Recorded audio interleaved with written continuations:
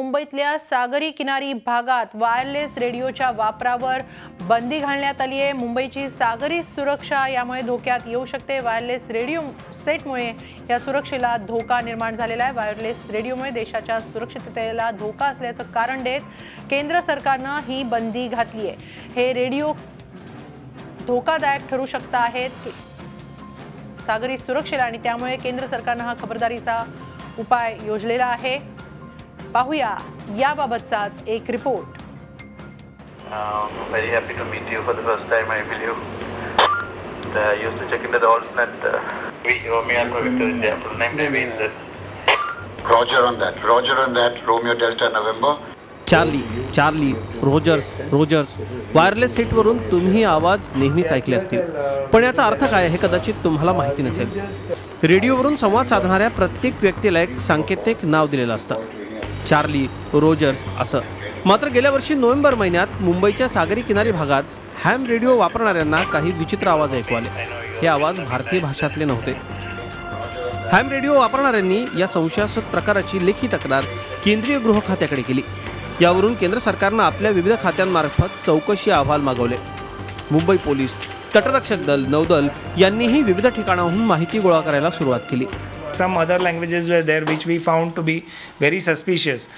तो हम 80 hams around 80 hams ने डिसाइड किया कि ministry of communications and IT WPC को ये लेटर लिखें और ये अनआइडेंटिफाइड और अनऑथराइज जो ट्रांसमिशंस आ रहे हैं काफ़ी ज़्यादा हो रहे थे, उसके बारे में रिपोर्ट करें।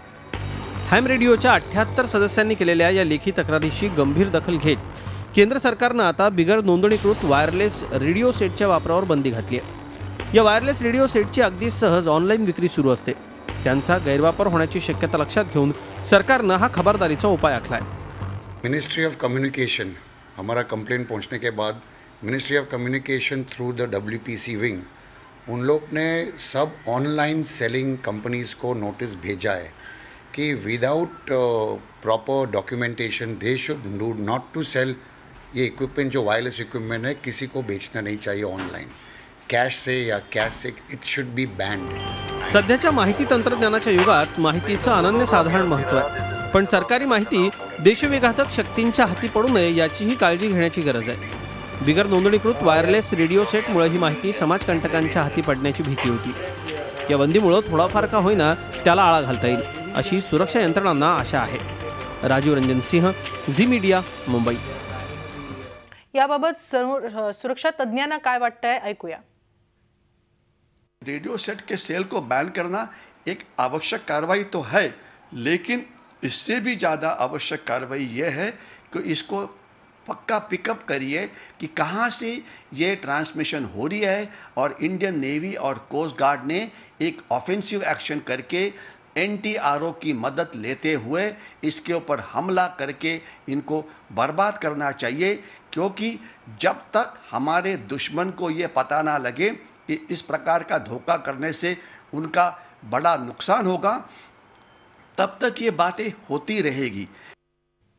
याबाबत आपण अधिक माहिती घेऊया आमचे प्रतिनिधी राजीव रंजन यांच्याकडून। राजीव जी, क्या किस तरह ये वायरलेस रेडियो सेट सुरक्षा के लिए खतरनाक होते हैं और जो बैन डाला गया है क्या वो काफ़ी है या और इनसे कैसे बचा जा सकता है? देखिए मालिक, जिस तरह से वायरलेस रेडियो सेट है उसमें अगर कोई व्यक्ति एक दूसरे से पॉइंट टू पॉइंट कम्युनिकेशन करता है तो अपनी आइडेंटिटी देता है, लेकिन जिस तरीके से दूसरे जगह से यानी ऑनलाइन जो सेल किए जाते थे उसमें जो एक दूसरे से बात करते वक्त दूसरा यानी जिन लोगों का रजिस्टर्ड है वायरलेस सिस्टम उसके सर्वर पर जाकर वो बातचीत होती थी, जो कि एक तरह से दूसरा सर्वर डिस्टर्ब किया जाता था और वो एक अलग बात होती थी कि आखिर किस तरह से गोपनीयता में सेंध लगाई जाती है।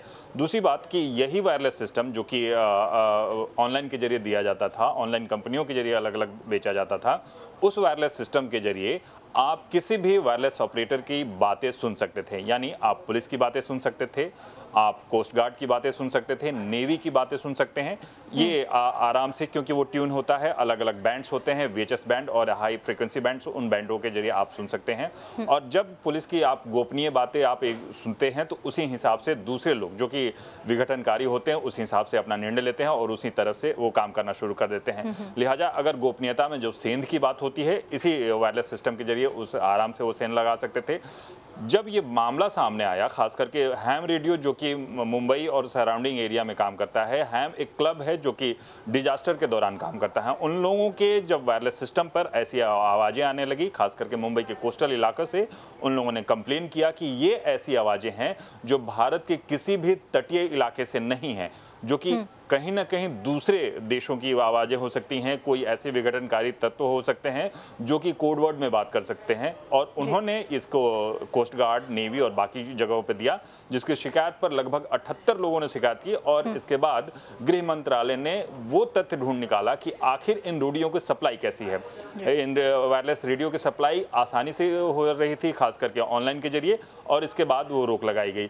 हालांकि ये रोक लगाई गई है, अभी फिलहाल जो वो रेडियो आगे सप्लाई होंगे और उन पर रोक लगाई गई है, लेकिन जो अभी तक देश में हैं उन पर अभी तक रोक नहीं लगा पाया गया है, क्योंकि उन्हें अभी ढूंढना सरकार के लिए बड़ी मुसीबत हो सकती है, सरकार के लिए बड़ा कवायद हो सकती है। बहुत बहुत शुक्रिया इस जानकारी के लिए राजीव जी। झी 24 तास रहा एक पाऊल पुढे।